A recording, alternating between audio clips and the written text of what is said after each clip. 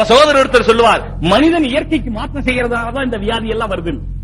எந்த மாட்டுக்காவது கண் டெஸ்ட் பண்ணி கண்ணாடி போட்டாங்களா? கொஞ்சம் பார்வை குறைஞ்சிருச்சு, 2 பவர் போடுங்க, 3 பவர் போடுங்க. எந்த மாட்டுக்கு ஆட்டுக்கு போட வேண்டிய தேவை வந்துச்சா? அதுக்கு தேவையே வராது. ஏன் காரணம் என்ன? அது அன்றைக்கு ஆதம் அலைஹிஸ்ஸலாம் காலத்தில் இருந்த மாடு, ஆடு, குதிரை, கொக்கு, நாய், பூனை, நரி அதெல்லாம் எப்படி இருந்துச்சோ இன்னைக்கு அப்படித்தான் இருக்கு. அதுல எல்லாம் ஒண்ணும் மாற்றம் இல்ல, அப்படியே தான் இருக்கு. அதனால அதுக்கு எந்த வித தேவையும் இல்லை. நமக்குத்தான் தேவையெல்லாம் வருது. காரணம், இயற்கைக்கு மாற்றம் செய்த காரணத்தினாலே பிறக்கும் போதே 7 பவரோடு குழந்தை பிறக்கிறது. சோதர்களே, பிறக்கும் போதே 7 பவரோடு குழந்தை பிறக்கிறது. நான் அடிக்கடி நினைப்பதுண்டு, இந்த குழந்தையினுடைய பார்வை குறைந்ததற்கு காரணம் தகப்பன் செய்த தவறு. இன்றைக்கு ஏராளமான குழந்தைகள் பிறந்த உடனே தெரியாது. டீச்சர்கிட்ட போன உடனே அங்க டீச்சர் சொல்லிக் கொடுக்கும் போது போர்டு காமிச்சா அந்த குழந்தை முடிக்கும். அப்பதான் டீச்சர் சொல்லி விடுவாங்க, கொஞ்சம் குழந்தைக்கு கண் டெஸ்ட் பண்ணுங்க. பார்த்தா 7 பவர், 8 பவர், 10 பவர். என்னங்க ஆச்சு? ஏன் இப்படி பார்வை குறைஞ்சிச்சு? வலது சிறுள்ளி அபிஹி, தாய் தந்தையினுடைய ரகசியம் தான் குழந்தை என்று சொல்லப்பட்டிருக்கிறது. தாய் தந்தையினுடைய தவறுகளாகத்தான் குழந்தைகள் பிறக்கின்றன. எனவே அந்த ஜூவிற்கு நாங்கள் போன பொழுது இப்படி எல்லா மிருகங்களையும் பார்த்தோமே, அப்படி யானையும் அல்லாஹ் தஆலா அடக்கி வைத்திருக்கிற சக்தி. அது மட்டுமல்ல, சிங்கம், புலி, கரடி அவைகளோடு விளையாடுகிறார். மலைப்பாம்பை அள்ளி கொண்டு வந்து அப்படியே கொடுத்தார். எத்தனை கிலோண்டா அவர் சொன்னார்? ஒரு மலைப்பாம்பு அவர் சொன்னார் 300 கிலோ. அவர் தூக்க முடியாம தூக்கி தூக்கி பழகி இருக்கிறார். நமக்கு முதல்ல வேண்டவே வேண்டாங்க, இந்த பாம்பு சமாச்சாரமே வேண்டாம். பாம்பு என்றால் அஜரத்து நடுங்குவார் இல்ல, படையும் நடுங்கும். பாம்பு என்றால் பாம்பு பார்த்தா இல்ல, பாம்பு வந்தா இல்ல. நல்லா சொன்னான் தமிழ்ல, நல்ல புத்திசாலி. பாம்பு என்றால் இந்த பாம்பு போதும் ஓடிவா கொடுத்து. பாம்புக்கு அவ்வளவு பயம். நம்மளும் பயக்கிறதா இருந்தா கூட அவ்வளவு பயக்க வேண்டிய அவசியம் இல்லை. அல்லாஹ் அதுக்கா போய் பக்கத்தில் நிக்க வேண்டிய அவசியம் இல்லை. அல்லாஹ் கடிக்கணும் எழுதியிருந்தா கடிச்சிரும், இல்லைண்டா இல்லை. ஆனா லா யுல்தகுல் மூமினு ஃபீ ஹுஜரின் வாஹிதின் மர்ரத்தைன், ஒரே தவறு 2 தடவை செய்யக்கூடாது. பாம்பு கடிக்கும்னு தெரியும், திரும்ப போய் பக்கத்தில் நிக்க கூடாது. நம்ம மதரசாவில சில சமயங்கள்ல பாம்பு வந்துருது, எந்திரதும் வந்துருது, தவறி வழி தெரியாம வந்துருது. அங்க குடி இருக்கிறது இல்ல, வழி தெரியாம வந்துருது. வந்துட்ட உடனே ஆமா பயந்து யாரும் வராம இருந்தாருங்க, தாராளமா வாங்க. வந்துட்ட உடனே ஒரு நாள் நான் அநேகமா லோஹர் அஸ்ர தொழுதுட்டு வெளியே வர ஒரே சத்தம், பாம்பு பாம்பு. ஒரு சமையல்காரர் உதவியாளர் பெரிய சத்தம் போட்டார். சமையல்காரர் உடனே எல்லாம் கூட்டம் கூட்டிட்டாங்க. பார்த்தா இவ்வளவு சின்ன பாம்பு அடிச்சுட்டாங்க, போயிருச்சு. நான் அவரை கூப்பிட்டு சத்தம் போட்டேன், இந்த பாம்பை பார்த்தா பேசாம போ, இல்ல உன்னால அடிக்க முடிஞ்ச அடி, பாம்போடு சத்தம் போடாத. அதனால எப்படி தெரியும் சொன்னா, ரூம் பூரா பாம்பா தெரியும். இவனுக்கு இங்க ஒரு பாம்பு பார்த்ததுனால ரூம் பூரா பாம்பா தெரியும், ராவு பூரா பாம்பா தெரியும். வந்தது ஒரு பாம்பு தப்பி தவறி. இன்னொரு வாட்ச்மேன் இருந்தார், அவர் ஓடி வந்தார் திடீர்னு. சொன்னாரு, இன்னைக்கு கேட்ல ஒரு பாம்பு, பெரிய பாம்பு போச்சு, கேட்ல ஒரு பாம்பு போச்சு. அவர் வந்து சொன்னார். நான் சொன்ன அவர்கிட்ட கொஞ்சம் ஒரு மாதிரியான பிராணி. நான் சொன்னேன், அது பாருங்க நம்ம வளர்த்துற பாம்பு எப்ப அப்படி வரும் போகும், நீங்க ஒண்ணு கண்டுக்கிறாதீங்க அப்படிங்களா. அதை திண்டு போயிட்டாரு. ஏன்னா இவரு போய் எல்லாத்திலும் சொல்லுவாரு, இது எல்லாம் பையனெல்லாம் பயந்துக்குவாங்க, பாம்பு வந்துருச்சு. பாம்பு வந்தா அடிக்க வேண்டியது. ஆனா சோதரர்களே, அதுக்கு இவ்வளவு பயக்க வேண்டிய அவசியம் இல்லை. பாம்பென்றால் நடுங்கணுமா? பாம்பென்றால் படையே நடுங்கணுமா? அவ்வளவு இல்லை. அந்த ஜூல பார்த்து ரொம்ப பெரிய ஆச்சரியமா இருந்துச்சு. ஆங்கிலேயர்கள் வந்து ஒவ்வொன்றை தொட்டு தொட்டு அவர்கள் அதை படம் எடுத்துக் கொள்ளக்கூடிய காட்சி உண்மையிலே அதிசயத்தக்கதாக இருந்தது. நான் எதற்கு சொல்ல வந்தேன், மனிதனை அல்லாஹ் பலகீனமாக படைத்தாலும் மகா வலிமை உள்ளவனாக படைத்திருக்கிறான். எனவே இந்த உலகத்தை நிர்வகிக்கிற சக்தி மனிதனுக்குத்தான் அல்லாஹ் கொடுத்திருக்கிறான். எனவே நான் சொல்ல வருகிறேன், மனிதர்களே, இந்த உலகத்திலே வானமாகட்டும், பூமியாகட்டும், சூரியனாகட்டும், சந்திரனாகட்டும், இந்த கோலங்களாகட்டும், காடுகளாகட்டும், காடுகளிலே இருக்கிற ஜீவன்களாகட்டும், மலைகளாகட்டும், மரங்களாகட்டும், திடங்களாகட்டும், கடல்களாகட்டும், கடல்களிலே இருக்கிற மச்சங்களாகட்டும், மீன்களாகட்டும், கடலிலே இருக்கிற திமிங்கலம் தான் உலகத்திலேயே பெரிய பிராணி. திமிங்கலத்தினுடைய நாக்கு இருக்கிறதே, அது ஒரு யானைக்கு சமம். ஒரு திமிங்கலத்தினுடைய நாக்கு மட்டும் ஒரு யானைக்கு சமம் என்றால் திமிங்கலம் எவ்வளவு பெரியது. இப்பொழுதும் பார்க்க வேண்டுமானால் தஞ்சாவூர் மியூசியத்திலே அந்த அரண்மனையில ஒரு திமிங்கலம் வைக்கப்பட்டிருக்கிறது. அதனுடைய எலும்பு கூடு வைக்கப்பட்டிருக்கிறது. அதற்குள்ளே லோடு ஏற்றிய ஒரு லாரி உள்ளே போகலாம். இப்பொழுதும் இருக்கிறது என்றால் பார்த்துக் கொள்ளுங்கள். செத்து சுருங்கி போன பிறகு இவ்வளவு பெரிய எலும்பு கூடு இருந்தா உண்மையிலே அது ஹயாத்தா இருந்தா எவ்வளவு பெருசா இருக்கும்.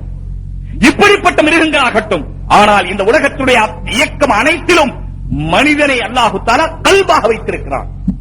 எப்படி மனிதனுக்கு கல்பு அடிப்படையோ அசலோ, அதே போல இந்த உலகத்திற்கு மனிதன் அசல். மனிதனுடைய கல்வி கெட்டு போய்விட்டால் உடல் கெட்டு போய்விடும். மனிதனுடைய ஹார்ட்டுடைய இயக்கம் கெட்டு போய்விட்டால் உடலுடைய இயக்கம் கெட்டு போய்விடும். அதனால டாக்டர் போய் சார் 3 நாளா ஒரே முழங்கால் வலி அப்படின்ற உடனே இவன் போய் சொன்னான், டாக்டர் முழங்கால் வலி சார். அவரு ஸ்டெதாஸ்கோப் எடுத்து இங்க வச்சு பார்த்தார். அவன் சொன்னா சார் இங்க வைங்க. அவரு ஸ்டெதாஸ்கோப் எடுத்து இங்க வச்சு பார்த்தார் நெஞ்சில. அவன் சொன்னா வலி இங்க இல்லைங்க, இங்க வைங்கன்னு சொன்னான். உடலிலே எந்த பாகம் வலித்தாலும் அதற்கும் இதயத்திற்கும் சம்பந்தம் இருக்கிறது. மனிதனுடைய எந்த உறுப்பு கெட்டாலும் அதற்கும் இதயத்திற்கும் சம்பந்தம் இருக்கிறது. இதே போல மனிதனுடைய எந்த குணம் கெட்டாலும் அதற்கும் இதயத்திற்கும் சம்பந்தம் இருக்கிறது. இதயம் கெட்டால் எல்லாம் கெடும், இதயம் சீர்பட்டால் எல்லாம் சீர்படும். இதயம் தான் அடிப்படை. மனிதனுக்கு இதயம் அடிப்படை, இந்த உலகத்திற்கு மனிதன் அடிப்படை. இந்த உலகத்திற்கு மனிதன் அடிப்படை. மனிதன் சரியாக இருந்தால் முழு உலகமும் சரியாக இருக்கும். மனிதன் கெட்டு போனால் முழு உலகமும் கெட்டு போய்விடும். ஹதீஸிலே வருகிறது, ஹத்தன் நம்லத்து ஃபீ ஹுஜ்ரிஹா, நல்ல காரியம் செய்கிறவர்களுக்கு, அல்லாஹ்வின் பக்கம் அழைக்கிறவர்களுக்கு, அல்லாஹ்வினால் மக்களை இணைக்கிறவர்களுக்கு, முஅல்லிமின் நாஸல் கைர், மனிதர்களுக்கு நல்லதை போதிக்கிறார்களே அவர்களுக்கு, இப்படிப்பட்ட மனிதர்களுக்கு துஆ செய்கிறது. எதுவரை தெரியுமா? எது துஆ செய்கிறது தெரியுமா? எந்த பிராணி வரை துஆ செய்கிறது தெரியுமா? சொன்னார்கள் ரசூலுல்லாஹி ஸல்லல்லாஹு அலைஹி வஸல்லம், கடலில் இருக்கிற மீன் மட்டுமல்ல, புற்றில் இருக்கிற எறும்பு கூட இந்த மனிதருக்காக துஆ செய்கிறது. ஏன் சகோதரர்களே? மனிதன் நல்லவராக இருந்தால் அதற்காக எறும்பு துஆ செய்ய வேண்டிய அவசியம் என்ன? மனிதன் நல்லவராக இருந்தால் தான் இந்த உலகத்திலே மழை சரியாக பெய்யும், வெயில் சரியாக அடிக்கும், காலாகாலத்திலே இயங்க வேண்டியவர்கள் இயங்கும், உலகம் சீராக இருக்கும். உலகம் சீராக இருந்தால் தான் எறும்புக்கும் கிடைக்க வேண்டியது கிடைக்கும். மனிதன் கெட்டால் எறும்பும் கெடும். எனவே மனிதனுடைய அந்தஸ்து இருக்கிறது இந்த உலகத்திற்கு இதயத்தை போல. எனவே மனிதர்களை சீர்படுத்த முயலுங்கள் என்று ஷரியத் சொல்லுகிறது. மனிதர்களை ஒழுங்காக்க முயலுங்கள். அவன் பிச்சைக்காரனாக இருந்தாலும் அடுத்தவர்களுக்கு கொடுக்கிற தன்மையுள்ளவனாக இருக்கட்டும். லட்சாதிபதி இல்லை, கோடீஸ்வரனாக இருந்து கூட அவன் தன்னுடையதை கொடுக்கிறான். சின்ன மீனை போடுகிறான், பெரிய மீனை பிடிப்பதற்கு என்று சொன்னால் அவனை குணசாலி என்று சொல்ல முடியாது, தர்மகர்த்தா என்று சொல்ல முடியாது. சோதர்களே, மற்றவர்களுக்கு கொடுத்து மகிழக்கூடிய தன்மை, மற்றவர்களை நல்லவர்களாக நினைத்து மகிழக்கூடிய தன்மை, மற்றவர்களுக்கு அழித்து திருப்திப்படுகிற தன்மை, மற்றவர்கள் நன்றாக வாழுவதை பார்த்து. ஆனால் இன்றைய உலகம் சகோதரர்களே, நல்லா இருந்தா என்ன சொல்லுவாங்க தெரியுமா? என்னவோ இருக்குதுன்னா. நல்லா இருந்தா என்னவோ இருக்கு, என்னவா இருக்கும், இவருடைய கற்பனை என்னவெல்லாம் போகுமோ அதெல்லாம் சொல்லுவார். சரி, கெட்டு போனா இவனுக்கு இதுவும் வேணும் இன்னும் வேணும். அடே, நல்லா இருந்தாலும் சும்மா விட மாட்டான், கெட்டு போனாலும் சும்மா இருக்க மாட்டான். என்னதான் செய்யலாம் சோழர்களே? இந்த உலகத்துடைய போங்கப்படி. ஆனால் நாம் ஈமானுடைய அடிப்படையிலே நமக்கு ஒரு வழிதான், ஒரே ஒரு வழிதான். எல்லோரையும் அல்லாஹ்வுடைய ஏன் நல்லவர்களாக நினைக்க முடியும்? 1000 தவறு அவர் செய்திருக்கிறார், நான் 2 தவறுதான் செய்திருக்கிறேன், நான் எப்படி அவர் எப்படி நல்லவராக முடியும் என்று சொன்னால், தவறு செய்தோமோ இல்லையோ கியாமத்துடைய நாளையிலே அல்லாஹ் என்ன சொல்லுவான்? அல்லாஹ் யாருடைய இதை ஏற்றுக்கொள்வான், யாருடைய இதை மறுத்து விடுவான், யாரை ஒப்புக்கொண்டு சொர்க்கத்திற்கு அனுப்புவான், யாரை மறுத்து நரகத்திற்கு அனுப்புவான் தெரியாதே. என்றைக்கு கியாமத்தினுடைய தீர்ப்பு வருகிறதோ அன்றைக்குத்தான் நம்மை நல்லவர்கள் என்று சொல்ல முடியுமே தவிர, இல்லாதவரை யாரை பற்றியும் கெட்டவர்களாக நினைப்பதற்கு உரிமை இல்லை, யாரை பற்றியும் தவறாக நினைப்பதற்கு உரிமை இல்லை. எனவே மனிதர்களை சரியாக்க வேண்டும், மனிதர்களுடைய குணங்களை சரியாக்க வேண்டும். முழு உலக மனித சமுதாயத்திற்கு ஷரியத் கொடுக்கிற அழைப்பு இதுதான், மனிதர்களை சரியாக்குங்கள். மஸ்ஜிதுக்கு 5 நேரம் அழைக்கப்படுகிறது எதற்காக? தாய்மார்களே, பாங்கு சத்தம் கேட்டவுடனே முஸல்லா விரித்து தக்பீர் கட்டி அல்லாஹ்விற்கு முன்னாலே நில்லுங்கள் என்று உங்களுக்கு சொல்லப்படுகிறது எதற்காக? அல்லாஹ்விற்கு முன்னாலே நின்றால் தான் மனிதனுக்கு தான் யார் என்று புரியும். நான் அல்லாஹ்வுடைய அடிமை, இந்த உலகத்திலே நான் வாழுகிற காலம் கொஞ்சம். என்னுடைய எஜமான் அல்லாஹ், என்னுடைய ரப்பு அல்லாஹ், என்னை படைத்தவன் அல்லாஹ், என்னை பராமரிக்கிறவன் அல்லாஹ், என்னை பாதுகாக்கிறவன் அல்லாஹ். நானாக எதையும் செய்யவில்லை, நானாக எதையும் செய்யவில்லை. ஒரு நிமிடத்திற்கு 16 தடவை மூச்சு விடுகிறோமே, யார் மூச்சு விட வைப்பது? அநேகமான பேருக்கு படித்துத்தான் தெரியுமே தவிர நான் விடுகிற மூச்சு எத்தனை என்று நான் எண்ணவில்லை. ஆனால் 16 அல்லது 17 தடவை மூச்சு விடுகிறோம். யார் அந்த மூச்சை உள்ளே இழுத்து வெளியே விட வைக்கிறவர்கள்? யார் இந்த உலகத்தில் யாராவது இருக்கிறார்களா? சரி, கண் இமைக்கிறதை அதை இமைக்கச் செய்தவர்கள் யார்? காது கேட்கிறதை அதை கேட்கச் செய்தவன் யார்? அஹ்ரஜக்கும் மின் புத்தூனி உம்மஹாத்திக்கும் லா தஅலமூன ஷைஆ வஜஅல லக்கும் ஸ்-ஸமஅ வல் அப்ஸார வல் அஃபீதா லஅல்லக்கும் தஷ்குரூன். எதற்காக? தாயினுடைய வயிற்றிலிருந்து வெளியேற்றிய பிறகு அல்லாஹ் தஆலா பார்வையும் கேள்வியும் சிந்திக்கிற இதயத்தையும் தந்தானே எதற்காக? அல்லாஹ்வை நினைப்பதற்காக. எனவே தாய்மார்களே, நாம் சரியாகுவோமேயானால் எல்லாம் சரி. ஆனால் இன்றைக்கு மனிதர்கள் தங்களை சரிபடுத்த முயலாமல் வெளியே உள்ள பொருட்களை சரிப்படுத்தி விட்டு என்னுடைய வீடு அழகாக இருக்கிறதால் நான் நினைக்கிறேன் நான் அழகாக்கி விட்டேன் என்று. என் வீடு பாத்தீங்களா எப்படி இருக்கு? அதனால என் வீடு அழகா இருக்கு. நான் என் வீடல்ல நான் சகோதரர்களே. என்னுடைய ஷர்ட் அழகாக இருக்கிறது, என்னுடைய ஜுப்பா அழகாக இருக்கிறது, அதனால் நான் அழகாகி விட்டேனா? என்னுடைய ஜுப்பாவா நான்? என்னுடைய தொப்பியா நான்? என்னுடைய கை கடிகாரமா நான்?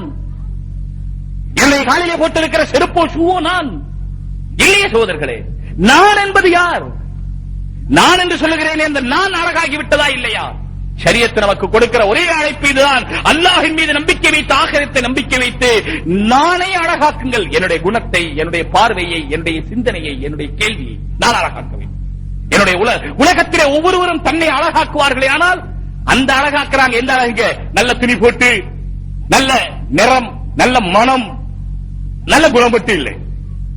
நான் இதையும் அடிக்கடி சொல்றது, நல்ல பவுடர் பூசி, நல்ல பவுடர், வெள்ளை நிறமான பவுடர் நல்லா எல்லாம் பூசி, இங்க எல்லாம் பூசிட்டார், இங்க எல்லாம் உள்ள எல்லாம் பூசிட்டார். இத பிரதானமான இடம், எல்லாம் பூசிட்டார். நல்ல வெள்ளை பவுடர், வெள்ளை. இவர் கருப்பு பூசிட்டு இப்ப பார்த்தா வெள்ளை ஆயிட்டேன்னு சொல்லி போறார். போயிட்டு திரும்பி வந்தார், வேர்த்து வந்து அப்படியே உருட்டி எடுத்தா எப்படியா வரும்? கருப்பா வரும். வெள்ளையான பவுடர் கருப்பாகலாமே தவிர நீங்கள் வெள்ளையாக போவதில்லை. மணந்து கொண்டிருந்த பவுடர் நாரலாமே தவிர நீங்கள் மணக்க போவதில்லை. இந்த காலத்தில் அத்தர் நிறைய விற்கிறாங்க. ஆனா இந்த பக்கம் தடவிட்டு இந்த பக்கம் தடவும் போது இங்க இருக்கிற வாசனை முடிஞ்சு போயிடும். அவ்வளவுதான்.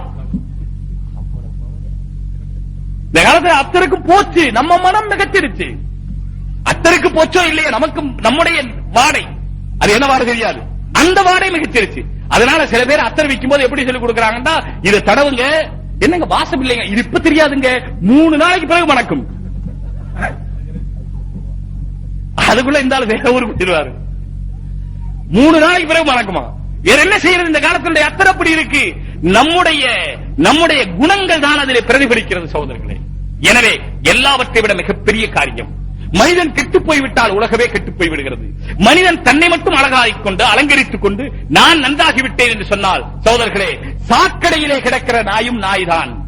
கோடி ரூபாய் மேலே படுத்திருந்தாலும் நாய்தான்.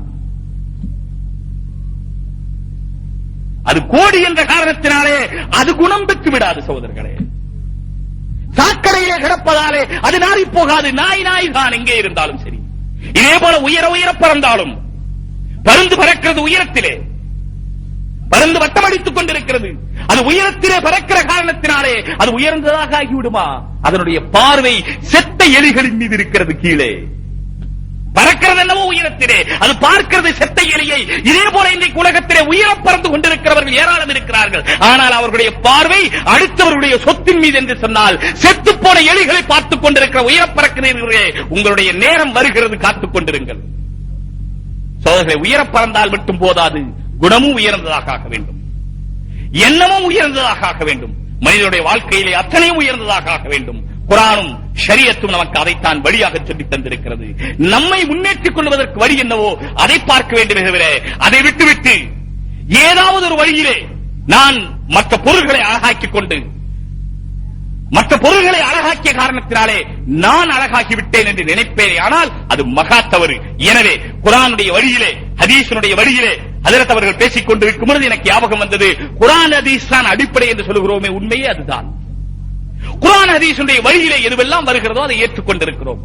குர்ஆன் ஹதீஸுடைய வழியை விட்டுவிட்டு, இப்பொழுது நான் சொன்னேன் பார்த்தீர்களா, இன்னக லதஹ்தி இன்னக லா தஹ்தி, இதுபோல குர்ஆனிலே ஏராளமான இடங்கள் இருக்கிறது. இதுவும் உண்மை. வலகத் யஸ்ஸர்னல் குர்ஆன லிஸ்ஸிக்ரி ஃபஹல் மின் முத்தகிர், குர்ஆனை நாம் லேசாக்கி இருக்கிறோம். ஓதுவதற்கும் சரி, அதிலிருந்து விளங்குவதற்கும் சரி லேசாக்கி இருக்கிறோம் என்பது வாஸ்தவம். அதே நேரத்திலே அதிலே ஆழிய கருத்துக்கள் இருக்கின்றன என்பதும் வாஸ்தவம்.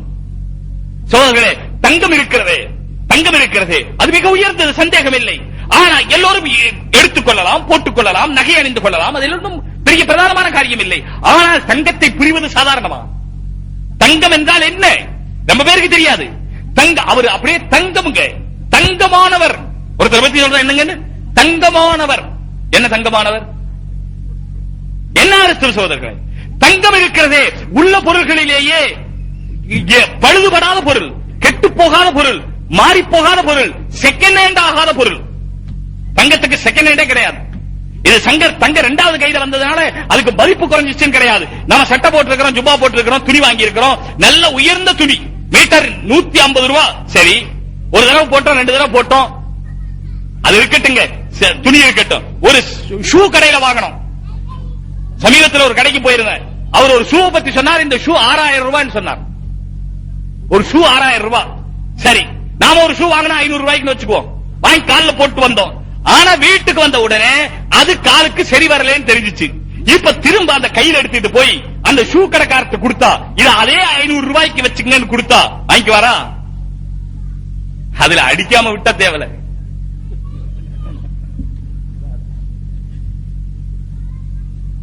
அதற்கு பேர் செகண்ட் ஹேண்ட். கையில ஒரு வாட்ச் கட்டுகிறோம், திரும்ப அதை விற்றால் எது விலைக்கு விற்குமா? அது 10,000 பெருமான வாட்சாக இருக்கட்டும், ஒரு 10 நாட்கள் கட்டிய பிறகு அதை விற்றால் அதற்கு அந்த விலை கிடைக்குமா? ஆனால் தங்கத்திற்கு எத்தனை வருடமானாலும் சரி அதே விலை. ஆனா சில சமயம் பழைய நகை கடையில கொடுத்தா கம்மி விலைக்கு எடுக்கிறாங்கன்னு சொன்னா அதுல கலந்திருக்கிற செம்புக்காக குறைக்கப்படுகிறதே தவிர அதிலே கலந்து விட்ட அழுக்குக்காக குறைக்கப்படலாமே தவிர வேறு தங்கம் பழுதாகி விட்டதற்காக, பழையதாகி விட்டதற்காக அதனுடைய விலை குறையவே குறையாது. எனவேதான் தங்கம். சரி, தங்கம் சீக்கிரம் சூடாகாது, லேட் ஆகும் சூடாகிறதுக்கு. ஆனா எடுத்து வச்சுட்டா உடனே அறியும். மற்ற பொருள் எல்லாம் அப்படி இல்லை. இரும்பு சூடாகிறதுக்கு சீக்கிரம் சூடாயிரும், ஆறுறதுக்கு நேரம் ஆகும். சூடு சீக்கிரம் ஆயிரும், ஆறுறதுக்கு நேரம் ஆகும். தங்கம் சீக்கிரம் சூடாகாது, ஆனா உடனே ஆறிடும். இதே போல மனுஷனுக்கு என்ன குணம் இருக்குன்னு சீக்கிரம் சூடாயிடக்கூடாது. எதையும் கேட்டு பட்டுன்னு சூடாயிடக்கூடாது. சில பேருக்கு மூக்கு மேலே கோபம் இருக்கு, எப்ப வேண்டாலும் படக்குன்னு எடுத்துக்குவாங்க. கேட்ட உடனே சூடாயிருவாங்க, கோபம் வந்துடும். கோபம் வந்துச்சு பிறகு 2 நாளைக்கு அந்த கோபம் இருக்கும், போகவே போகாது. அப்படி இருக்க கூடாது. கோபம் வரக்கூடாது, வந்த உடனே போயிடணும். சொற்பொழிவு கேட்டுக்கொண்டிருக்கும் இஸ்லாமிய பெருமக்களே, உங்களுக்கு சீக்கிரம் ஆறிடும். இதே போல தங்கமானவர் சூடாக மாட்டார், சீக்கிரம் ஆறிடுவார். இதே போல அவர் பழசுபட மாட்டார், அவர் மாசுபட மாட்டார், அவருக்கு மறு வராது, அவருக்கு துரு வராது, அவர் உருவாகவே இருப்பார். அதுவரான் தங்கமானவர். தங்கத்தை புரிகிறது என்னவோ, வாங்கிறது என்னவோ லேசு, நகையாக போட்டுக்கிறது என்னவோ லேசு. ஆனா தங்கத்தை விளங்குறதுக்கு இன்னும் ஏராளமான தன்மை இருக்கிறது. ஒரு லோடு மண் எடுத்தால் ஒரு சில கிராம் தங்கம் கிடைக்கும். அப்படிப்பட்ட பொருள் அது. ஆனால் அதை விளங்குகிறவர் குறைவு. ஆனால் போட்டு உபயோகிக்க முடியும். இதே போல்தான் குர்ஆன் சகோதரர்களே, விளங்க முடியும். ஆனால் ஆடிய கருத்துக்கள் அதிலே ஏராளம் இருக்கிறது என்பதும் உண்மை. குர்ஆனை எடுத்த உடனே நான் விளங்கிவிட்டேன் என்று சொல்லுவதோ, குர்ஆன் மட்டும் போதும் நானே விளங்கிக் கொள்வேன் என்று சொல்லுவதோ, இது அறியாமையினுடைய இமாம் கஸாலியும் மற்றவர்களும் சொல்லி இருப்பது போல எனக்கு தெரியாது என்பது கூட அவர்களுக்கு தெரியாது. ஒன்று இருக்கிறது தெரியாது, இன்னொன்று இருக்கிறது எனக்கு தெரியாது என்பது கூட அவருக்கு தெரியாது. மாறாக அவர் நினைத்து வைத்திருக்கிறார் எனக்கு தெரியும். இது டபுள் அறியாமை. ஒன்னு தெரியாம இருக்கிறது, இன்னொன்னு தெரியாதுங்கிறது தெரியாது. இன்னைக்கு ரொம்ப பேருக்கு இந்த ஜஹல முரக்கம், டபுள் அறியாமை. அவங்களுக்கு தெரியவும் தெரியாது, தெரியாதுன்னு தெரியாது. என்ன சொல்லுவாங்க, எங்களுக்கு எல்லாம் தெரிஞ்சிருச்சு. சோதனை சமீபத்தில் ரமதான் கழிந்தது. எனக்கு அதை பார்த்து மிகவும் வேதனைப்பட்டேன். பிறை, ஈது பிறை எப்பொழுது? ஈது பிறை எப்பொழுது? சூமூலிரு யதிஹி வஃப்துருலிரு யதிஹி. தெளிவான ஹதீஸ். பிறை பார்த்தால் நோன்பு வையுங்கள், பிறை பார்த்தால் நோன்பை விடுங்கள். பிறை வானத்திலே இருந்தால் நோன்பு வையுங்கள், பிறை வானத்திலே இருந்தால் நோன்பு விடுங்கள். இல்லை சகோதரர்களே, சில பேர் இப்படி நினைக்கிறாங்க. பிற வானத்து மேகத்துக்கு பின்னால இருந்து நமக்கு தெரியல என்ன ஆகும்? கவலையே படாதீங்க. பிற தெரிஞ்சா நோன்பு வைங்க, பிற பார்த்தா நோன்பு வைங்க, அல்லது யாராவது பார்த்தவங்க சொன்னா நோன்பு வைங்க, பார்த்தவங்க சொன்னா நோன்பு விடுங்க. பிற வானத்தில் இருக்குது, தெரியல, நீங்க நோன்பு வைக்க வேண்டாம், விடவும் வேண்டாம். நீங்கள் பிறை பார்ப்பதுதான் உங்களின் மீது நோன்பு கடமையாவதற்கு காரணம். நீங்கள் பிறை பார்ப்பதுதான் நீங்கள் நோன்பை விடுவதற்கு காரணமே தவிர பிறை இருப்பது காரணம் அல்ல. தயவுசெய்து சகோதரர்களே, நீங்கள் கவனிக்க வேண்டும். பிறை வானத்திலே இருப்பது நோன்புக்கோ ஈதுக்கோ காரணம் அல்ல. பிறையை, வானத்தில் இருக்கும் பிறையை நாம் பார்ப்பதுதான் நோன்புக்கும் ஈதுக்கும் காரணம். சூமூலிரு யதிஹி வஃப்துருலிரு யதிஹி. இவ்வளவுதான். அடுத்த ஊர்ல போய் கேட்கணுமா? அவசியமே இல்லை. ஏதோ சில சௌகரியத்துக்காக டெல்லி நியூஸ், மெட்ராஸ் நியூஸ், அந்த நியூஸ் இதெல்லாம் கேட்டு நோன்பு வைக்கிறதோ விடுறதோ தப்பில்லை. ஏன்னா அங்க பிரபாத்திருந்தா நம்மளும் செய்யலாம், தப்பில்லை. இவ்வளவுதான் விஷயம். ஆனால் நமக்கு தெரியல, அடுத்த ஊரை பிரபாத்த தெரியல, அவங்க நோன்பு விட்டது தெரியல, அவங்க ஈது கொண்டாட தெரியல, நம்ம ஊர்ல பிறப்பாக்கல, நோன்பு கொண்டாட வேண்டாம், அல்ல கேட்க போறது இல்ல. ஏன் நீங்க டெல்லியில நோன்பு கொண்டாடினாங்களே, நீங்க ஏன் கொண்டாடல, நல்லா கேட்க போறது இல்ல. ஆனா நம்ம கவர்மெண்ட் சௌகரியத்துக்காக, நம்முடைய ஜனங்களுடைய சௌகரியத்துக்காக அந்த நியூஸ் கேட்ட தப்பில்லை. இதுக்கு இடையில சில பேர் புகுந்து, நான் அதை சென்னையில ஒருவர் எனக்கு தந்தார். அவர் இடையில புகுந்து அந்த ஒரு விளம்பரம் தந்திருக்கிறார், ஒரு நோட்டீஸ் எடுத்திருக்கிறார். ஜம்மியத்து அஹ்லுல் குர்ஆன் வல் ஹதீஸ், அதுல பிறையை பார்த்து நோன்பு நோக்க வேண்டும், பிறையை பார்த்தே பெருநாள் கொண்டாட வேண்டும் என்று கூறிய நபி அவர்கள் நாம் எழுதவும் கணிக்கவும் அறியாத உம்மி என்று, மாதம் என்பது 29 நாட்களாக அல்லது 30 நாட்களாக இருக்கும் என்று கூறியுள்ளார்கள். ஆனால் அறிவியல் ஞானம் சாதனங்கள் நிறைந்த இன்றைய காலத்தில் பிறை உதயமாகும் நாள், நேரம், சூரிய உதயம், அஸ்தமனம் ஆகியவைகளை மிக துல்லியமாக கணக்கிடக்கூடிய வாய்ப்பினை அல்லாஹ் நல்கி அருளியுள்ளான். இந்த வாய்ப்பை பயன்படுத்தி முஸ்லிம் விஞ்ஞானிகள் ஆய்ந்து அறிந்து வரும் 19/2/96 அன்று இந்தியாவில் பிறை உதயமாகும் என்று கணித்துள்ளார்கள். துல்லியமாக கணக்கிட்டு 19ஆம் தேதி பெற தெரியும், 20ஆம் தேதி நோன்பு கொண்டாடணும். கல்கத்தாவில் எப்ப தெரியும்? சூரியன் 5:34 வரையும், பிறை 5:54 தெரியும், 6:04 வரைக்கும் தெரிஞ்சுக்கிட்டே இருக்கும். மொத்தம் 10 நிமிஷம் தெரியும். ஊர் போட்டிருக்கு. எத்தனை மணிக்கு தெரிய ஆரம்பிக்கும்? கல்கத்தாவில் 6:04 5:54 தெரிய ஆரம்பிச்சு 6:04 வரைக்கும் தெரிஞ்சு 10 நிமிஷம் தெரியுமா? சென்னையில 6:35 தெரிய ஆரம்பிச்சு 6:42 வரைக்கும் இருந்து 7 நிமிஷம் தெரியுமா? பம்பாயில 6:33 ஆரம்பிச்சு 6:47 வரைக்கும் பிற தெரியுமா? எத்தனை நிமிஷம்? 14 நிமிஷம். டெல்லியில பம்பாயில மொத்தம் 10 நிமிஷம் தெரியும். இது இந்த ஜம்மியத் அஹ்லுல் குர்ஆன் வல் ஹதீஸ் வெளியிட்ட வெளியீடு. ஆனால் அன்றைக்கு இந்தியாவிலே கேரளாவினுடைய சில பாகங்கள் தவிர வேறு எங்கேயும் பிறை தெரியவில்லை. இவர் சொல்லுகிறார் துல்லியமாக கணக்கிட்டிருக்கிறார்கள், இஸ்லாமிய விஞ்ஞானிகள் கணக்கிட்டிருக்கிறார்கள். யார் அந்த இஸ்லாமிய விஞ்ஞானி? கூப்பிட்டு வாருங்கள், அழைத்து வாருங்கள். என்னுடைய சவால் இது. யார் அந்த இஸ்லாமிய விஞ்ஞானி? எந்த கணக்கு போட்டார்? எந்த அடிப்படையில் கணக்கு போட்டார்? துல்லியமாக தெரியும் என்று சொல்லுகிறாரே, இந்தியாவிலே எந்த இடத்திலும் தெரியவில்லையே. கேரளாவிலே தெரிந்தது என்று சொன்னால் கள்ளிக்கட்டுடைய கடலுக்குள்ளே போய் தெரிந்திருக்கிறது. அது மேற்கு கரை என்பது உங்களுக்கு தெரியாதா? கிழக்கு நாடுகளிலே கிழக்கே இருக்கிற எந்த ஊரிலும் தெரியவில்லையே. இதை இந்த இப்படிப்பட்ட நியூஸ்களை போடுவதற்கென்றே சில யூஸ் இல்லாத பேப்பர்கள். ஹுசைனியா கேசட் சென்டர் வெளியிடும் அனைத்து இஸ்லாமிய கேசட்டுகள் கிடைக்கும் இடம் ரசூல் நியூஸ் ஏஜென்சி. யூஸ்லெஸ் ஆன பேப்பர்கள். நியூஸ் போட்டா யூஸா இருக்கணும் இல்லையா? அது யூஸ்லெஸ். இது தினமணி சகோதரர்களே, 15ஆம் தேதியினுடைய தினமணி. இதுல இருக்கிறது 20ஆம் தேதி ரம்ஜான். அதே ஜம்மியத் அஹ்லுல் குர்ஆன் ஹதீஸுடைய அந்த நியூஸ்ல போட்டிருக்கு 19ஆம் தேதி பிற தெரியும், 20ஆம் தேதி ஈது கொண்டாடப்படும் என்று. தினமணி. இவருக்கு இந்த செய்தி போடுறது தேவைதானா? இவருக்கு இந்த செய்தி போட வேண்டியது தேவைதானா? நல்லவர்கள் கொடுக்கிற செய்தி எல்லாம் போட மாட்டார்கள். இந்த குழப்பம் உண்டாக்குற செய்தியை போடுவதற்கென்றே சில குழப்பவாதிகள் இருக்கிறார்கள். அவர்களுக்கு இது பிரதானமான செய்தி. ஆனால் இந்தியாவில் எங்கேயும் பிறை தெரியவில்லை, டெல்லியிலும் தெரியவில்லை. இவர்கள் போட்டிருக்கிற டெல்லி, பம்பாய், கல்கத்தா, சென்னை எந்த ஊரிலும் பிறை தெரியவில்லையே. தெரிய வேண்டும் என்ற அவசியம் இல்லையே. கணக்கிட்டு பாருங்கள் சகோதரர்களே. பிறை மேற்கே தெரிகிறது, இங்கே மேற்கே தெரிகிறது. பிறை எவ்வளவு நேரம் தெரியலாம்? 12 டிகிரி வரை தெரியலாம். 360 டிகிரி மொத்த வானத்தை, ஒரு வளையத்தை, ஒரு உருண்டையை, ஒரு ரவுண்டை 360 எல்லோருமே பிரிக்கிற பழக்கம் ஆதிகாலம் முதல் இன்று வரை. 360 டிகிரி, 360 தரஜா அரபியில 360 டிகிரி. 360 டிகிரியிலே இந்த சூரியன் அஸ்தமிக்கிற இடத்திலிருந்து இந்த மையவானம் வரை 90 டிகிரி. இந்த 90 டிகிரியை 7 நாட்களிலே நீங்கள் பிரியுங்கள். பிறை அங்கே தெரிகிற பிறை 7வது நாள் இங்கே தெரியும் உங்களுக்கு நடுவானத்திலே. 90 7ஆக பிரியுங்கள். கொஞ்சம் பிரித்து சொல்லுங்க, நான் அதுக்குள்ள தொடச்சுக்கிறேன்.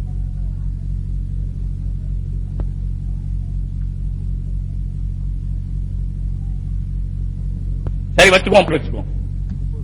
12.9 12.9 டிகிரி வரை ஒரு நாள் சந்திரன் சூரியனை விட நமக்கு தாமதிக்கிறது. 12 டிகிரி அல்ல 13 வச்சுக்குவோம். 13 டிகிரி தாமதிக்கிறது. இந்த 13 டிகிரி தாமதித்தால் பிறை கண்ணுக்கு தெரியும். 13 டிகிரிக்கு 1 டிகிரி மேலே போய்விட்டால் கூட கண்ணுக்கு தெரியாது. அரை டிகிரி போனா கூட தெரியாது. அதனாலதான் அன்னைக்கு தெரியல. மறுநாள் பார்த்தா 13 டிகிரியும் தெரிஞ்சிச்சு. 13 டிகிரிக்கு 1 டிகிரிக்கு 4 நிமிஷம் ஆகுது. 13 டிகிரிக்கு எவ்வளவு ஆச்சுங்க? 4 13 52 நிமிஷம் சூரிய பிறை தெரியும். எல்லாம் பார்த்துட்டு சொல்லுவாங்க, இது பார்த்தா நேத்து போற மாதிரி இருக்கு. ஆமா, நேத்து சோறு சாப்பிட்டு சாப்பிட்டு உங்களுக்கு பழக்கமா போச்சு இல்ல, பழைய சோறு சாப்பிட்டு பழக்கமானதுனால நேத்து போற மாதிரி. யாருங்க சொன்னது நேத்த புற இன்னைக்கு புற சொல்றதுக்கு யார் உரிமை கொடுத்தது? இவர் சொல்றார் துல்லியமாக கணக்கு போட்டாராம், இஸ்லாமிய விஞ்ஞானி கணக்கு போட்டாராம். துல்லியமாக போட முடியாது. தொழுகை நேரம் கூட நாம் கணக்கு போட்டு சொல்லுகிறோம். இதே போல சூரிய கிரகணம் எப்பொழுது வரும், சந்திர கிரகணம் எப்பொழுது வரும், எல்லாத்துக்கும் கணக்கு இருக்கிறது. ஆனால் 1 நிமிடம் 2 நிமிடம் வித்தியாசப்படலாம் என்றும் அந்த கணக்கிலே ஊர்ஜிதமாக சொல்லப்பட்டிருக்கிறது. 90 டிகிரிக்கு 7 நாள் ஆகிறது. ஒரு டிகிரி 12 டிகிரிக்கு 12.25 டிகிரிக்கு ஒரு நாள் ஆகிறது. 52 நிமிஷம் வரை அந்த சூரியன் மறைந்த பிறகு 12 டிகிரிக்குள்ளே சந்திரன் இருந்தால் பிறை தெரியும். 12க்கு மேலே அல்லது 13க்கு மேலே சந்திரன் இருந்தால் அந்த சில நிமிடங்களிலே சந்திரன் தெரியாமல் போகலாம். அந்த சில நிமிடத்திலே நமக்கு தெரியாமல் போனது கேரளா மேற்கு கரையாக இருக்கிற காரணத்தினாலே அந்த சில நிமிடத்திலே அவர்களுக்கு பிறை தெரிந்து விட்டது, அவர்களுக்கு ஈதாகிவிட்டது, நமக்கு ஈதாகவில்லை. அவர்களுக்கு ஈதான காரணத்தினாலே நமக்கு ஈதாக வேண்டும் என்ற என்ன கட்டாயம்? துல்லியமாக கணக்கு போட்டார்களாம். துல்லியம் என்ற வார்த்தை உங்களுக்கு தெரிந்திருக்கிறது, அவ்வளவுதான். துல்லியமான கணக்கு உங்களுக்கு தெரியவில்லை. எந்த இஸ்லாமிய விஞ்ஞானியும் சொல்லவில்லை. யாராவது இஸ்லாமிய விஞ்ஞானி சொல்லி இருந்தால் அவர்களை அழைத்து வாருங்கள், கணக்கு கேட்போம். சந்திரன் தன்னைத்தானே சுற்றுகிறது, சந்திரன் பூமியை சுற்றுகிறது, பூமியோடு சேர்ந்து சந்திரன் சூரியனை சுற்றுகிறது. தலை சுத்துதா? சந்திரன் தன்னைத்தானே சுற்றுகிறது, சந்திரன் பூமியை சுற்றுகிறது. 27 நாளிலே சந்திரன் பூமியை ஒரு சுற்று சுற்றுகிறது. பிறகு 29 நாளிலே சூரியனை ஒரு சுற்று சுற்றுகிறது, பூமியை ஒரு சுற்று சுற்றுகிறது. இப்படி தாமதம் ஏற்படுகிறது. மொத்தம் 12 வகையான அசைவுகள் சந்திரனுக்கு இருக்கின்றன. மொத்தம் 12 வகையான அசைவு. 3 தான் சொல்லி இருக்கிறேன், பாக்கிய 9 இருக்கு. மொத்தம் 12 வகையான அசைவுகள் சந்திரனுக்கு இருக்கின்றன. இந்த அசைவுகளின் காரணத்தினாலே அது பூமத்திய ரேகையை 2 கோடுகளிலே வெட்டுகிறது. மேற்கே ஒரு கோடு, கிழக்கே ஒரு கோடு. பூமத்திய ரேகையை 5.27 டிகிரியிலே அந்த சூரியன் பூமத்திய ரேகையை சந்திரனுடைய சுற்றுக்கோடு, அது பூமியை சுற்றுகிற அந்த கோடு இருக்கிறதே, அது வெட்டுகிறது. அதன் காரணத்தினால் அது ஒன்று மேல் நோக்கி நகரும் இடம், இன்னொரு புள்ளி கீழ் நோக்கி நகரும் இடம். மேல் நோக்கி நகரும் இடத்தில் தான் பிறை பார்க்கிறோம், கீழ் நோக்கி நகரும் இடத்தில் தான் பௌர்ணமியை பார்க்கிறோம். இந்த இடைக்காலத்திலே பார்க்கிறோம். இப்படி அது வரும்பொழுது ஒன்றுக்கு அவுஜ் என்று பெயர், இன்னொன்றுக்கு ஹதீர் என்று பெயர். அவுஜிலே இருக்கும் பொழுது பூமியை விட மிக தூரமாக இருக்கிறது, ஹதீரிலே இருக்கும் பொழுது பூமிக்கு பக்கத்திலே இருக்கிறது. பூமியினுடைய ஈர்ப்பு விசையின் காரணமாக, சந்திரனுடைய ஈர்ப்பு விசையின் காரணமாக பூமி கொஞ்சம் பக்கத்திலே போகிறது, சில சமயம் தூரத்திலே போகிறது. இதையெல்லாம் நம்முடைய கணக்குக்கு அப்பாற்பட்ட நியதிகள். இந்த நியதிகளின் காரணத்தினால் பிறையை முன்கூட்டியே ஊர்ஜிதமாக சொல்ல முடியாது. யாராவது சொல்ல முடியும் என்று சொன்னால் அந்த சொல்ல முடியும் என்று சொல்லுகிறவர்களை அழைத்து வாருங்கள், அவர்கள் கொஞ்சம் விளக்கம் சொல்லட்டும், அதற்கு பிறகு நீங்கள் ஏற்றுக்கொள்ளுங்கள். சகோதரர்களே, இந்த நோட்டீஸிலே இருக்கிற கணக்கு இந்தியாவிலே எப்படி முழுக்க 100% தவறாகிவிட்டதோ இதே போல்தான் இவர்களுடைய கொள்கையும் 100% தவறு. இது ஒரு உதாரணம் போதாதா உங்களுக்கு? ஏமாந்து விடாதீர்கள் சகோதரர்களே, உங்களின் மீது நாங்கள் இறக்கப்படுகிறோம். ஏதோ சில தெளிவில்லாத அறிவின் காரணத்தினாலே, சபல புத்திகளின் காரணத்தினாலே நீங்கள் யாரையாவது பின்பற்றி இருந்தால் தயவு செய்து விட்டுவிடுங்கள். இமாம் ஷாஃபி ரஹிமஹுல்லா, இமாம் அபு ஹனீஃபா ரஹிமஹுல்லா, இமாம் மாலிக் ரஹிமஹுல்லா, சகோதரர்களே, அவர்களுடைய ஞானம், அவர்களுடைய மேதை, அவர்களுடைய அல்லாஹ்வை பயக்கிற தன்மை இன்றைக்கு உலகத்திலே, நான் சொல்லுகிறேன் அல்லாஹ்வை பயக்கிறேன் என்று, ஆனால் இங்கே இறங்கிய பிறகு, நான் ஊருக்கு போன பிறகு, நான் என்னுடைய படுக்கை அறையிலே என்னுடைய மனைவியினுடனே என்னுடைய சொந்த காரியங்களிலே நான் எப்படி நடந்து கொள்கிறேன் என்று உங்களுக்கு தெரியுமா? நீங்கள் எப்படி நடந்து கொள்ளுங்க உங்களுக்கு தெரியும் இல்லையா? இன்றைக்கு ஹஷ்யத்தை இலாஹி பார்க்க முடிகிறதா? கௌஃபை இலாஹி பார்க்க முடிகிறதா? அல்லாஹ்வுடைய அச்சத்தாலே நடுங்கினார்கள் என்று சொல்லுகிறோமே. ரசூலுல்லாஹி ஸல்லல்லாஹு அலைஹி வஸல்லம் கானலி சத்ரிஹி அஸீஸுன் கஅஸீஸில் மிர்ஜல், சாலனா சட்டி கொதிப்பது போல ரசூலுல்லாஹ்வுடைய கல்பு கொதித்துக் கொண்டிருந்தது. அவர்களுடைய கண்களில் இருந்து கண்ணீர் தாரை தாரையாக வந்தது. அவர்களுடைய அடர்ந்த தாடி படர்ந்த தாடி தண்ணீரால் கண்ணீரால் நனைந்து போதன் சொல்லுகிறார்களே, இன்றைக்கு நாம் அல்லாஹ்வுக்கு முன்னாலே அழுது பழகி இருக்கிறோமா? என்றையாவது நம்முடைய கண்ணிலிருந்து கண்ணீர் வருகிறதா? நம்முடைய கல்வியிலிருந்து கசிவு ஏற்படுகிறதா? இல்லையே சகோதரர்களே. இப்படிப்பட்ட இதயத்திலே ஈரமில்லாதவர்களை பின்பற்றுவதையா நீங்கள் பின்பற்றுவதை நினைக்கிறீர்கள்? அல்லாஹ்வை அஞ்சிய அந்த நாதாக்களையா விட்டு விடுகிறீர்கள்? அவர்கள் குர்ஆன் ஹதீஸுக்கு மாறாகவா சொன்னார்கள்? அவர்கள் மாறாக சொல்லி இருந்தால் இவர்கள் நேராக சொல்லி இருக்க முடியுமா? அவர்கள் வழி தவறி இருந்தால் இவர்கள் நேர்வழியிலே இருந்திருக்க முடியுமா? சோதர்களே, கொஞ்சம் சிந்தியுங்கள். எந்த விதமான பேதமும் இல்லை. சில பழக்க வழக்கங்கள் அது கூடுதல் குறைவு இருக்கலாம். தர்காக்களுக்கு சென்று அப்படி செய்கிறார்கள். திருத்துங்கள், செல்லுங்களேன், தர்காவுக்கு செல்லுங்கள். இங்க இருந்து ஏன் கத்துறீங்க? தர்காவுக்கு போங்க, அங்க போய் உபதேசம் செய்யுங்க, அங்க போய் செய்ய வேண்டாம் சொல்லுங்க.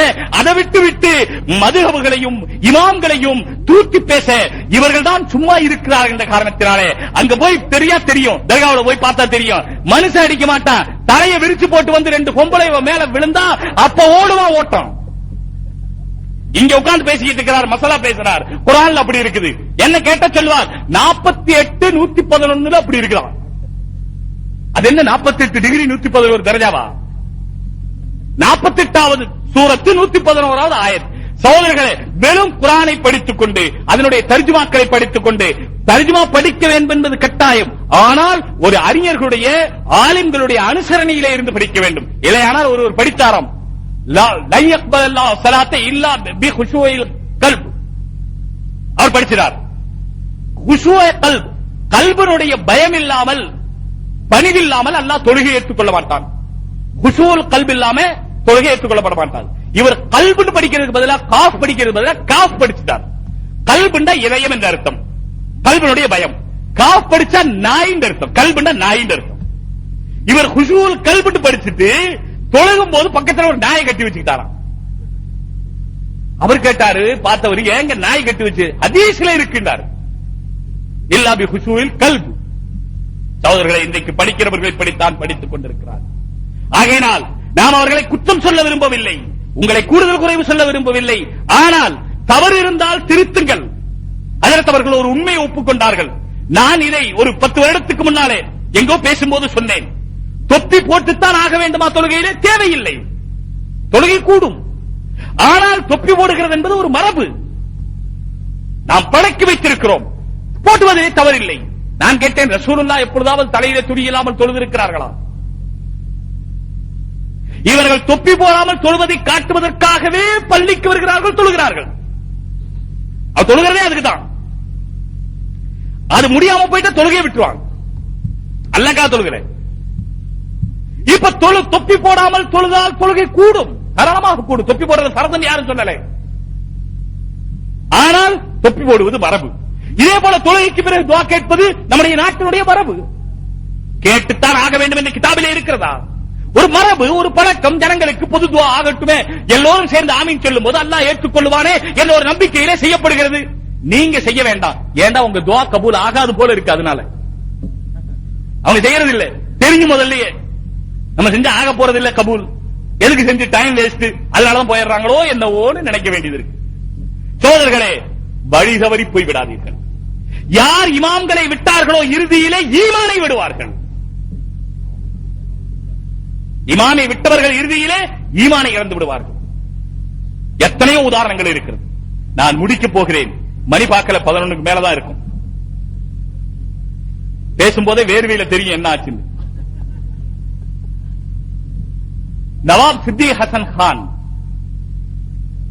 அவங்களுக்கு அவர் அஹ்ல ஹதீஸ். அந்த காலத்துல அஹ்ல ஹதீஸ் சொன்னாங்க, அஹ்ல குர்ஆன் சொன்னாங்க, ஷியான்னு சொன்னாங்க, என்னென்னவோ அரபியில பேர் சொன்னாங்க. இப்ப என்ன பேர் சொல்றாங்க? இங்கிலீஷ்ல தான் பேர். அது எனக்கு பார்த்தா எப்படிங்க பிபின்னு சொல்றாங்கல்ல, அது மாதிரி JAQH ஒரு வியாதிங்க. அது பிபி மாதிரி, SIO அதுதான் பிபி மாதிரி. அது மாதிரி இது மாதிரி ஒரு வியாதி. நேரத்தில் எல்லாம் இங்கிலீஷ்ல பேர் வச்சு அது மாதிரி ஒரு இங்கிலீஷ்ல. எங்க அரபின்னு சொல்றீங்க, குர்ஆன் சொல்றீங்க, ஹதீஸ் சொல்றீங்க, அத போய் இங்கிலீஷ்லயா பேர் வைக்கிறோம்? இதுலயே தெரியலையா உங்க லட்சணம்?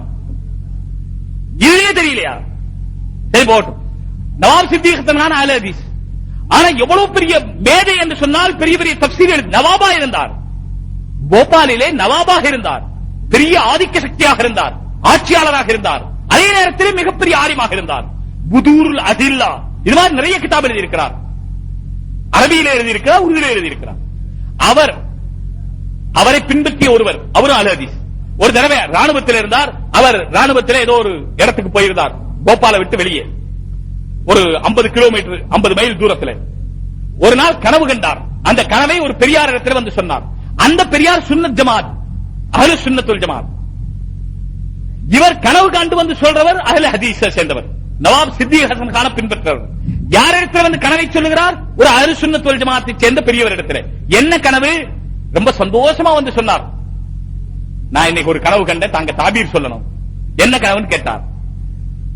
நவாப் சித்திக் ஹசன் கான் தொழு வைக்கிறாங்க. நவாப் சித்திக் ஹசன் கான் இமாமாக நின்று தொழுக வைக்கிறார்கள். பின்னாலே சப்பிலே ரசூலுல்லாஹ் ஸல்லல்லாஹு அலைஹி வஸல்லம் நின்று தொழுகிறார். பின்னால சப்பிலே யார் நின்று தொழுகிறாங்க? ரசூலுல்லாஹ். யார் இமாம்? நவாப் சித்திக் ஹசன். அவருக்கு என்ன சந்தோஷம், நாம அஹ்லு ஹதீஸா இருக்கிறமே, இதுதான் சரின்னு இந்த கனவின் மூலமாக நிரூபணமாகுது. ஏன்னா நம்ம நவாப் ஹசன் கான் தொழு வைக்கிறார், நவாப் சித்திக் ஹசன் கான் ரசூலுல்லாஹ் பின்னால் நின்று தொழுகிறாங்க. இப்ப இவர் என்ன தாபீர் சொல்லுவார்? அவர் உடனே இந்த கனவை கேட்ட உடனே அந்த பெரியவர் பதறி போயிட்டாரா, நிஜமா சொல்றீங்களா, நிஜமா கண்டீங்களா? ஆமாங்க. இவர் என்ன நினைச்சுக்கிட்டாரு, இந்த அஹ்லு சுன்னத் வல் ஜமாத்தை விட்டு இவர் தௌபா செய்ய போறாரு. ஏன்னா கனவு இப்படி கண்டதுனால நவாப் சித்திக் ஹசன் கான் ஒப்புக்கொண்ட கொள்கை தான் பெருசுன்னு நினைச்சிட்டாரு. அந்த பெரியவர் திரும்ப திரும்ப கேட்டார், உண்மையில கனவு கண்டீங்களா கண்டீங்களான்னு கேட்டார். திரும்ப திரும்ப கேட்டதுக்கு பிறகு இவர் ஆமா ஆமான்னு ரொம்ப குஷியா சொன்னார். அவர் சொன்னார், பாருங்க இந்த கனவு உண்மையா இருந்தா சொல்லுங்க, அதைத்தான் கேட்கிறேன், கனவு உண்மையா இருந்தா நவாப் சித்திக் ஹசன் கான் மௌத்தாயிட்டாருன்னு சொன்னார். இவருக்கு தூக்கி வாரி போட்டுச்சு. என்னடா நம்ம என்ன கேட்க வந்தா இவர் மௌத்தாயிட்டாருன்னு சொல்றாரு, என்னங்க பெரியவர் இப்படி சொல்றீங்க? ஆமான்னு சொன்னார். சரி, கொஞ்ச நேரத்துக்கு பிறகு, சில மணி நேரங்களுக்கு பிறகு தகவல் வந்தது, போபாலில் இருந்து நவாப் சித்திக் ஹசன் கான் மௌத்தாயிட்டார். இந்த ராணுவத்தில் இருந்தவருக்கு ரொம்ப அதிசயமா போச்சு. அந்த பெரியவர் எப்படி இந்த கனவுக்கு இப்படி தாபீர் சொன்னார்? நாம தொழுக வச்சதாக கனவு கண்டோம், இவர் எப்படி இப்படி தாபீர் சொன்னார்? கடைசியில வந்து கேட்டார், பெரியவரே என்ன ரொம்ப மன்னிச்சுக்கணும், தாங்க சொன்ன தாபீர் உண்மை ஆயிருச்சு. ஆனால் இந்த தாபீர் நீங்கள் எப்படி சொன்னீர்கள் என்று எனக்கு புரியல. இந்த தாபீர் நீங்க எப்படி சொன்னீங்கன்னு எனக்கு புரியல, கொஞ்சம் தாபீர் சொன்ன முறையை சொல்லுங்கன்னு சொன்னார். சொன்னார், அதெல்லாம் ஒண்ணு இல்ல, அல்லாஹ் தஆலா கல்புல போட்டா சொன்னேன்னு சொன்னார். இல்ல இல்ல, ஏதாவது யோசிச்சு தானே சொல்லி இருப்பீங்க, சொல்லுங்க சொன்னார். ரசூலுல்லாஹ் இருக்கும் பொழுது ரசூலுல்லாஹ்வுக்கு முன்னாலே யாரும் போய் நிற்க முடியாது. அப்படி ரசூலுல்லாஹ்வுக்கு முன்னாலே இருப்பதாக இருந்தால் அது ஜனாசாவாகத்தான் இருக்க வேண்டும். எனவே ரசூலுல்லாஹ்வுக்கு முன்னாலே நவாப் சித்திக் ஹசன் கான் இருந்தால் அவர் என்னவாக இருந்திருப்பார்? ஜனாசாவாக இருந்திருப்பார். உனக்கு அப்படி நின்றதா தெரிஞ்சிருக்குது, உண்மைப்படுத்ததா இருந்திருக்குது, அவ்வளவுதான் வித்தியாசம். சகோதரர்களே, யார் இமாமை வேண்டாம் என்று சொல்லுகிறீர்களோ நீங்கள் அதை நிற்க வைத்து பார்க்கிறீர்கள், கொஞ்சம் படுக்க வைத்து பாருங்கள் என்று உங்களிடத்திலே பணிவன்போடு கேட்டுக்கொண்டு, நம்முடைய ஷரியத் தெளிவானது, மில்லத்துன் பைதா, வெண்மையான ஷரியத், எந்த விதமான மறுபரிசீலனையோ மாற்று கருத்துக்கோ இடமில்லை. ஆனால் அதே நேரத்திலே தெளிவான மனதோடு, அதற்கு அவர்கள் சொன்னது எனக்கு உண்மையிலே மிக விருப்பமாகப்பட்டது. தொப்பி போட்டுத்தான் தொழுக வேண்டும் என்று சொல்லலே, ஆனா தொப்பி போடாமத்தான் தொழுகணும் என்று சொல்லாதீங்க. இது வேணாம் அது வேணாம். குது ஜீனத்துக்கும் இந்த குல்லி மஸ்ஜித், அதனுடைய பல தஃசீர்களிலே ஒன்று, நீங்கள் உங்களை எவ்வாறெல்லாம் அழகுபடுத்தி இருக்க முடியுமோ அழகாக இருங்கள். எப்படி நல்ல இடத்துக்கு செல்கிறீர்கள் அழகாக செல்கிறீர்கள் அல்லவா, ஆண்களாகட்டும் பெண்களாகட்டும், இதுவெல்லாம் ஜீனத்திலே சேர்ந்தது. எனவே செய்து கொள்ளுங்கள். இல்லை யாருக்காவது அதிலே சிரமம் இருக்கிறது என்றால் விட்டுவிட்டால் தப்பில்லை. கேரளாவிலே போய் பாருங்கள், அரபு நாடுகளிலே போய் பாருங்கள், ஆப்பிரிக்க நாடுகளிலே போய் பாருங்கள், ஏராளமான பேர் தொப்பி இல்லாமல் தொழுகிறார்கள். வேண்டாம் என்று சொல்லவில்லை, ஆனால் பிடிவாதம் பிடிக்காதீர்கள். எந்த காரியத்திலும் பிடிவாதம் பிடிக்காதீர்கள். தவறுகளாக இருந்தால் திருத்துங்கள். ஆனால் இமாம்களை விட்டுவிட வேண்டும் என்று சொன்னால் இறுதியிலே ஈமானை விட்டுவிட வேண்டிய நிலை வரும். யாரெல்லாம் இமாமை முற்காலத்திலே விட்டிருக்கிறார்களோ கடைசியிலே, நான் முடிக்கிறேன் எனவே அதை சுருக்குகிறேன், கடைசியிலே இமாமை விட்ட ஒருவர் டெல்லிக்கு பக்கத்திலே இருந்தார். அவர் தான் இமாமை ஏற்றுக்கொள்ள மாட்டேன் என்று சொல்லிக் கொண்டிருந்தார். இறுதியிலே அவர் சொன்ன வாசகங்களிலே ஒன்று, இந்த புகாரி ஷரீஃபும் முஸ்லிமும் ஷரீஃப் போன்ற இந்த கட்டுக்கதை கிதாபுகள் தான் இந்த உம்மத்தை முஸ்லிமாவை கெடுத்தது.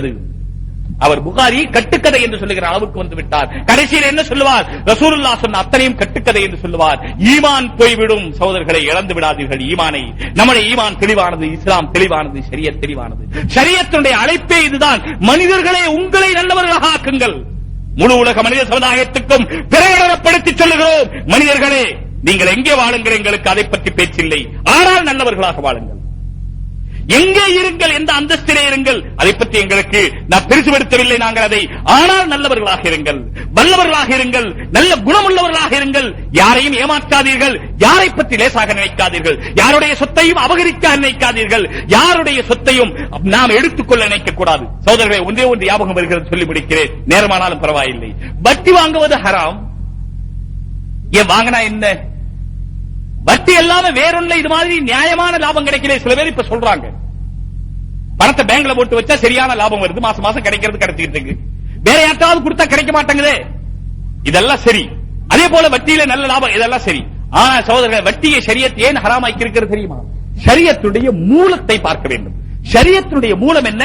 உன்னுடைய உழைப்பாலே நீ உயிரு, உன்னுடைய உழைப்பை நீ சாப்பிடு, நீ உழைத்து நீ சாப்பிடு, அடுத்தவன் உழைப்பிலே நீ சாப்பிடாதே, அடுத்தவனுடைய நெருப்பிலே நீ குளிர்காயாது. லஞ்சம் ஹராம், காரணம் அடுத்தவனுடைய சொத்து. லாட்டரி சீட்டு ஹராம், ஏன்? அடுத்தவர்களுடைய சொத்து. கலப்படம் ஹராம், ஏன்? அடுத்தவருடைய சொத்து உங்களுக்கு வருது. கடத்தல் ஹராம், ஏன்? அடுத்தவங்களுடைய சொத்து உங்களுக்கு வருது. எதுவெல்லாம் ஹராமோ, இன்னமா ஹர்ரம ரப்பியல் ஃபவாஹிஷ மா ظهر منها وما بطن, என்னுடைய ரப்பு கெட்ட காரியங்களை தான் ஹராமாக்கி இருக்கிறான். இதெல்லாம் கெட்டது. அந்த கெட்டதுல அடிப்படையானது அடுத்தவர்களுடைய சொத்தை நாம் சாப்பிடக்கூடாது. அது லஞ்சத்தினுடைய வடிவிலே, பொய்யுடைய வடிவிலே, ஊழலுடைய வடிவிலே, எந்த வடிவத்திலே, அது 1000 அல்ல, லட்சம் அல்ல, 100 கோடி கிடைச்சாலும் சாப்பிடக்கூடாது. நான் நேற்று சொன்னேன் அதிராம்பட்டினத்தில். ஆனா இன்னைக்கு உலகத்தில் சர்வ சாதாரணமா நடக்குது. என்னங்க செய்யறது? இதெல்லாம் சர்வ சாதாரணமா நடக்குது. நான் என்னுடைய இந்த குற்றங்களை, இந்த குறைகளை அல்லாஹ்விடத்திலே ஒப்படைக்கிறேன். வேற என்ன செய்ய முடியும்? யார்கிட்ட போய் ஒப்படைக்க முடியும்? அல்லாஹ்ட்ட ஒப்படைக்கிறேன்.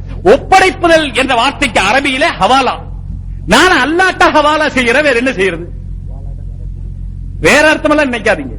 ஹவாலானா ஒப்படைக்கிறது அர்த்தம். கோடி கோடியாய் பறக்கிறதே குற்றங்கள். நான் யாரிடத்திலே போய் சொல்ல? இன்னமா அஷ்கு பஸ்ஸி வ ஹுஸ்னி இலல்லாஹ். நான் அல்லாஹ்ட்ட தான் முறையிட முடியும், வேற வழி இல்ல. ஆகினால் அல்லாஹ்ட்ட ஹவாலா செய்யற, வேற வழி இல்லை. சகோதரர்களே, அடுத்தவர் உழைப்பை சாப்பிடக்கூடாது. இப்ப வட்டியில அடுத்தவருடைய உழைப்பு எப்படி வருது? உதாரணம் கேளுங்க சகோதரர்களே. நான் 5000 ரூபாய் உங்களிடத்திலே கொடுத்தேன், அப்துல் மஜீத் இடத்திலே கொடுத்தேன்.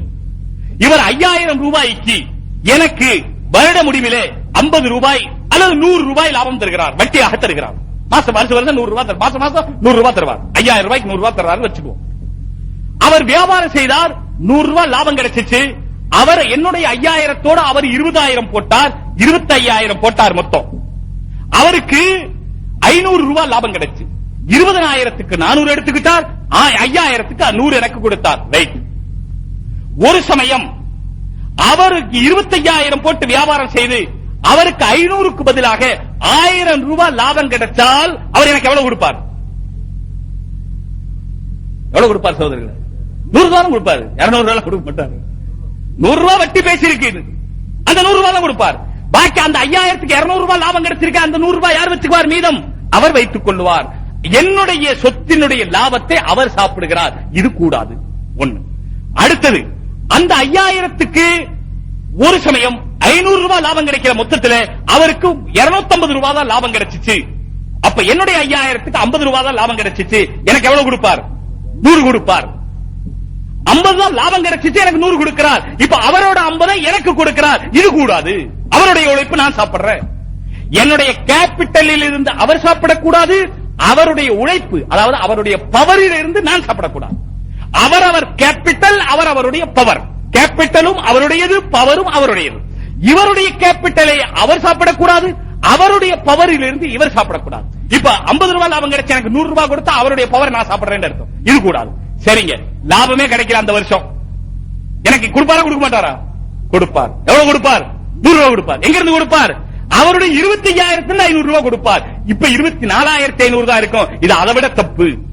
சரிங்க, அடுத்த வருஷத்துல 25000 லாபம் வியாபாரம் செய்து அவருக்கு 5000 ரூபாய் நஷ்டமாயிருச்சு. 20000 தான் இருக்கு வருஷம் முடிவுல. Loss and profit balance sheet போட்டு பார்த்தா 20000 தான் மிச்சம் இருக்கு. இப்ப எனக்கு அவர் என்ன கொடுப்பார்? கொடுப்பாரா கொடுக்க மாட்டாரா? கொடுப்பார். எங்க இருந்து கொடுப்பார்? ஏற்கனவே 5000 நஷ்டம், பிறகு எனக்கு 100 ரூபாய் கொடுப்பார் மாசம் மாசம்.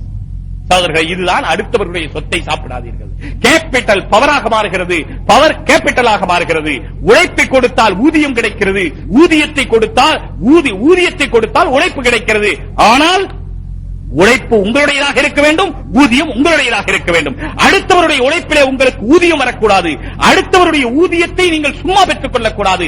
இந்த அடிப்படையிலே வட்டி ஹராம். இதை கொஞ்சம் நன்றாக சிந்தியுங்கள். நேரம் இல்லை, அமைதியான நேரமாக இருந்திருந்தால் இதை இன்னும் விரிவாக சொல்லி இருக்கும். இதற்கெல்லாம் நீங்கள் செய்கிற பாவங்கள் தான் காரணம் என்பதை நீங்கள் 5 செய்தால் அல்லாஹ் 5 செய்கிறான். விபச்சாரம் பெருகினால் வியாதி பெறுகிறது, ஜக்காத்து கொடுக்காமல் இருந்தால் மழை நின்று விடுகிறது. இதுபோன்று நீங்கள் செய்கிற பாவங்கள் தான் உங்களுடைய மன அமைதியை இழக்கச் செய்து விட்டது. எனவே பாவத்தை விடுங்கள், நன்மையை செய்யுங்கள், ஈமானை உறுதிப்படுத்துங்கள், ஈமானின் அடிப்படையில் ஷரியத்துடைய வழியிலே நடங்கள் என்று இந்த பைத்துல் மாலுடைய இந்த ஆண்டு விழாவின் மூலமாக உங்கள் எல்லோரிடத்திலும் பணிவன்போடு கேட்டுக்கொண்டு அல்லாஹ் ஜல்ல ஷானஹு தஆலா இறுதி மூச்சு வரை ஈமானுடனே நீங்களும் நானும் நீங்களும் உலக மக்களும் இருக்கவும் வாழவும் மரிக்கவும் தௌஃபீக் தர வேண்டும் என்று துஆ செய்து கொண்டு இந்த நல்ல சந்தர்ப்பத்தை உருவாக்கி கொடுத்தவர்களுக்கு அல்லாஹ் மென்மேலும் பரக்கத் செய்ய வேண்டும் என்று துஆ செய்து கொண்டு முடித்துக் கொள்கிறேன். வாஹிரு தஅவானா